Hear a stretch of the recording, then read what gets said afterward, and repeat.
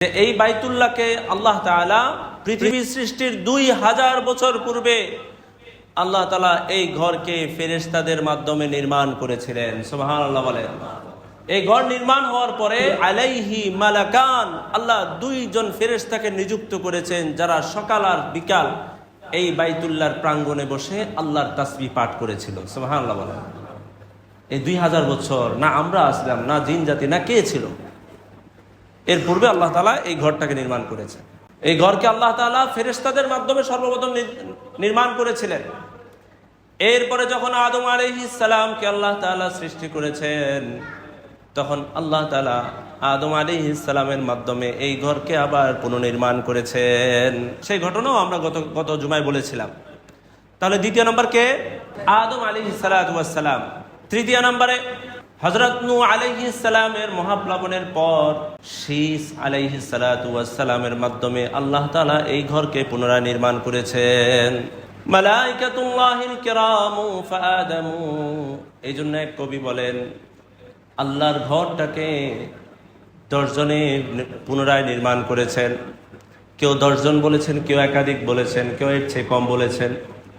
তাহলে সর্বপ্রথম ফেরেশতা নির্মাণ করেছেন, এরপরে আদম আলাইহিস সালাম নির্মাণ করেছেন, এরপরে কেউ কেউ বলেন নূহ আলাইহিস সালাম নির্মাণ করেছেন, কেউ বলেন নূহ নয়, নূহ আলাইহিস সালামের প্লাবনের পর শীস আলাইহিস সালাতু ওয়াস সালাম নির্মাণ করেছেন।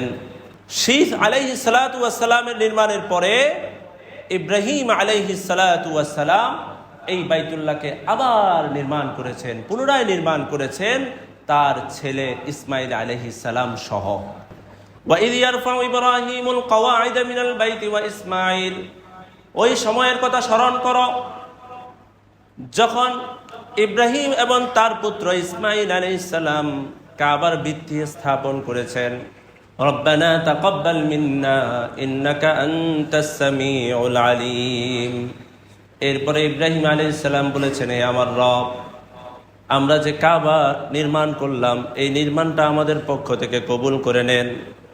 রব্বানা তাকাব্বাল মিন্না, হে আমাদের রব, আপনি আমাদের পক্ষ থেকে এই বাইতুল্লাহর নির্মাণের কাজটাকে কবুল ও মঞ্জুর করে নেন, কারণ ইন্নাকা আনতাস সামিউল আলিম, আপনি তো সর্বশ্রোতা সর্বাজ্ঞ। এভাবে অনেক লম্বা ঘটনা আছে। এই ইব্রাহিম আলাইহিস সালামের বিষয়ে আমরা পরে আসছি। ইব্রাহিম আলাইহিস সালাম নির্মাণ করার পরে কবিলায় জুরহুম গোত্র এই কাবাকে আবার পুনরায় নির্মাণ করেছেন। কবিলায় জুরহুম গোত্রের নির্মাণের পরে কুসাই গোত্র এই কাবাকে আবার নির্মাণ করেছেন। কুসাই গোত্রের নির্মাণের পরে এই কাবাকে কিলাব গোত্র আবার নির্মাণ করেছেন। এই কিলাবের নির্মাণের পরে কুরাইশরাও এই কাবাকে আবার পুনরায় নির্মাণ করেছিল। কুরাইশদের নির্মাণের পরে হযরত আব্দুল্লাহ ইবনে জুবাইর রাদিয়াল্লাহু তাআলা আনহু, নবীজির ইন্তেকালের পরে আব্দুল্লাহ ইবনে জুবাইর রাদিয়াল্লাহু তাআলা আনহু এই কাবাকে আবার নির্মাণ করেছিলেন। আব্দুল্লাহ ইবনে জুবাইর রাদিয়াল্লাহু তাআলা আনহুর নির্মাণের পরে হাজ্জাজ বিন ইউসুফ এই কাবাকে আবার পুনরায় নির্মাণ করেছেন। বর্তমানে যেই কাবা আমরা দেখছি এই কাবাটা হলো হাজ্জাজ বিন ইউসুফের নির্মাণ শৈলী, ওই নির্মাণ, ওই অবকাঠামো। সুবহানাল্লাহ বলেন। আমরা বর্তমানে যে কাবা দেখছি, বাইতুল্লাহ দেখছি, এটা সর্বশেষ কার নির্মাণ করা? হাজ্জাজ বিন ইউসুফের নির্মাণ করা কাবা, তার অবকাঠামো, এটাই আমরা বর্তমানে দেখছি। তাহলে একবার চিন্তা করেন, এই বাইতুল্লাহকে কতবার নির্মাণ হয়েছে, কতবার পুনর্নির্মাণ হয়েছে। সর্বশেষ এই হাজ্জাজ বিন ইউসুফ এই নির্মাণটা করেছে। এখন আলোচনার বিষয়টা হলো, ইব্রাহিম আলাইহিস সালাম যখন কাবা নির্মাণ করেছিলেন তখন হাতিমে কাবাটাও ভিতরে ছিল। হাতিমে কাবা নামে একটা স্থান আছে যেটা কাবারেরই অংশ, কাবারের ভিতরের অংশ, তবে সেটা কাবার বাহিরে অবস্থান করছে। দেখবেন একটা বেষ্টনী দেওয়া, কাবার বাহিরে একটা বেষ্টনী দেওয়া একটা ছোট্ট জায়গা আছে। যারা আমরা হজে ওমরায় গিয়েছি তারা দেখেছি, ওই জায়গাটাকে বলে হাতিমে কাবা। কি বলে বলেন ভাই? হাতিমে কাবা। হাতিমে কাবা মানে কাবারই একটা অংশ, কাবা ঘরের একটা জায়গা, একটা অংশ, যেটা কাবার ভিতরে না, কাবার বাহিরে। ইব্রাহিম আলাইহিস সালাম যখন কাবা নির্মাণ করেছিলেন তখন এই জায়গাটা কাবার বাহিরে ছিল না, এটা ছিল ভিতরে।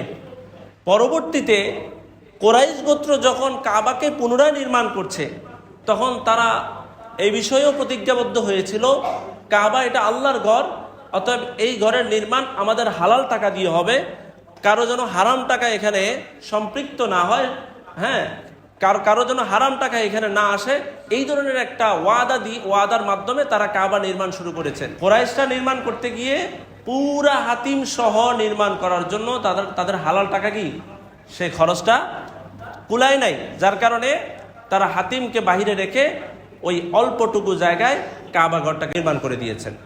কিন্তু নবীজি মৃত্যুর আগে আম্মাজান আয়েশা সিদ্দিকা রাদিয়াল্লাহু তাআলা আনহাকে বললেন, আমার মনে চায় বাইতুল্লাহটা ইব্রাহিম আলাইহিস সালামের অবকাঠামো অনুযায়ী আবার নির্মাণ করি। কে বলেছেন কথাটা? রাসূলুল্লাহ সাল্লাল্লাহু আলাইহি সাল্লাম। এটা হাদিস। কাকে বলতেছেন? আম্মাজান আয়েশা সিদ্দিকা রাদিয়াল্লাহু তাআলা আনহাকে। কিন্তু আমি কেন করছি না? কারণ আমি যদি এই বাইতুল্লাহকে ভেঙে আবার পুনরায় নির্মাণ করতে যাই, কুরাইশরা বলবে, দেখো মুহাম্মদ তার বাপদাদার নির্মিত কাবাকেও ভেঙে ফেলেছে। ভুল একটা মেসেজ ছড়ায় যাবে যে মুহাম্মদ যে সে তার বাপদাদার নির্মিত কাবাকেও কি করে নাই, ছাড় দেয় নাই, এটা পর্যন্ত সে ভেঙে ফেলেছে। এই যে একটা কথা কুরাইশরা বলা বলি করবে, এই জন্য আমি আর কাবাকে পুনরায় নির্মাণ করি নাই ওই ইব্রাহিম আলাইহিস সালামের কাঠামো অনুযায়ী, অবকাঠামো অনুযায়ী।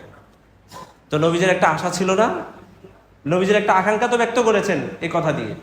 পরবর্তীতে আব্দুল্লাহ ইবনে জুবাইর যখন মক্কা নগরীর গভর্নর হয়েছেন তখন তিনি এই কাবাটাকে ভেঙ্গে ওই ইব্রাহিম আলাইহিস সালামের অবকাঠামো অনুযায়ী আবার পুনরায় কি করেছেন? নির্মাণ করেছেন। এর মানে হলো হাতিমে কাবা এখন কোথায়?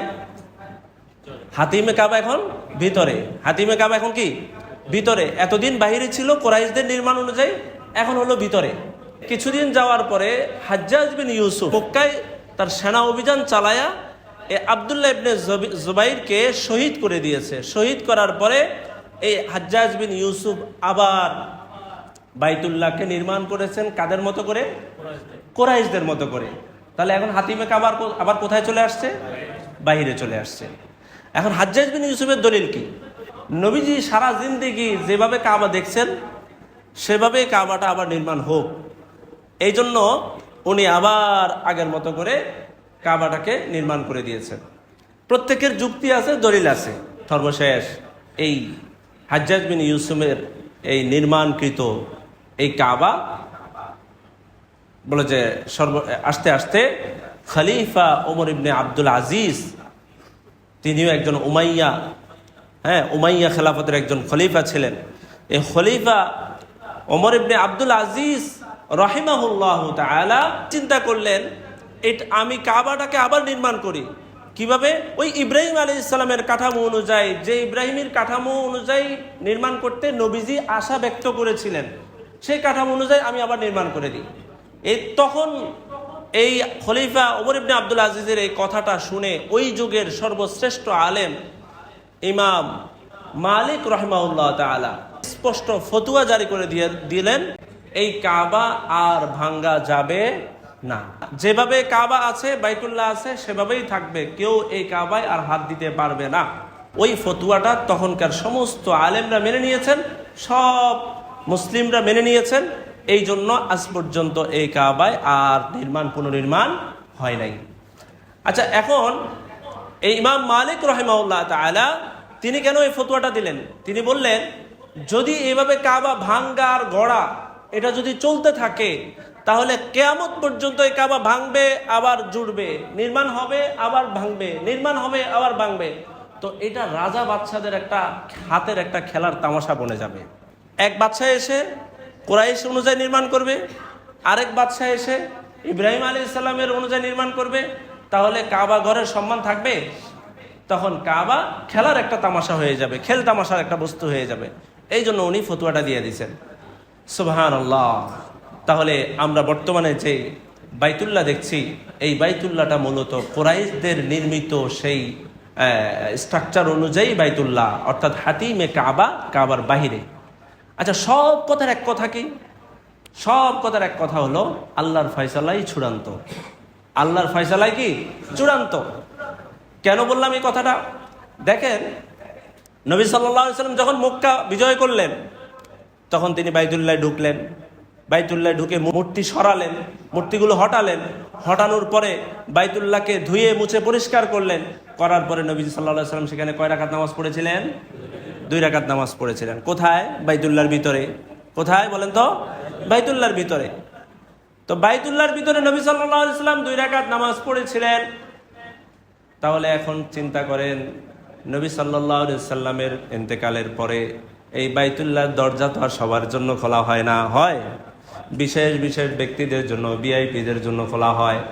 এখন যদি হাতিমে কাবা ও কাবার ভিতরে থাকতো, তাহলে সাধারণ মানুষ বাইতুল্লাহর ভিতরে নামাজ পড়ার সওয়াব অর্জন করতে পারতো না। এই জন্য হাতিমে কাবা বাহিরে, যে আমরা যারা সাধারণ মানুষ আছি, কিংবা আল্লাহর সাধারণ বান্দারা যারা আছে, তারাও যেন বাইতুল্লাহর ভিতরে নামাজ পড়ার সওয়াবটা পেয়ে যায়। এই জন্য আল্লাহ তাআলা বাইতুল্লাহর একটা জায়গাকে বাইতুল্লাহর ভিতরে না রেখে কোথায় রেখেছেন? বাহিরে রেখেছেন। সুবহানাল্লাহ বলে নাই? এটাই হলো আসল হিকমত। এটাই হলো কি আসল হিকমত। এই জন্য আমরা হাতিমে কাবায় নামাজ পড়া মানে বাইতুল্লাহর ভিতরে নামাজ পড়া। হাতিমে কাবায় নামাজ পড়া মানে কোথায় পড়া? বাইতুল্লাহর ভিতরে নামাজ পড়া। বাইতুল্লাহর ভিতরে নামাজ পড়া যেই, হাতিমে কাবায় নামাজ পড়াটাও সেই, সেরকম সওয়াব।